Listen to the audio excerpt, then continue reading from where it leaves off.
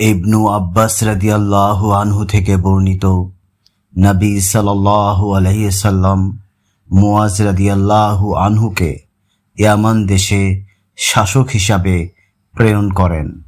অতঃপর বলেন, সেখানকার অধিবাসীদেরকে এ সাক্ষ্যদানের প্রতি আহ্বান করবে যে আল্লাহ ব্যতীত প্রকৃত কোনো উপাস্য নেই এবং আমি আল্লাহ তাআলা রাসূল।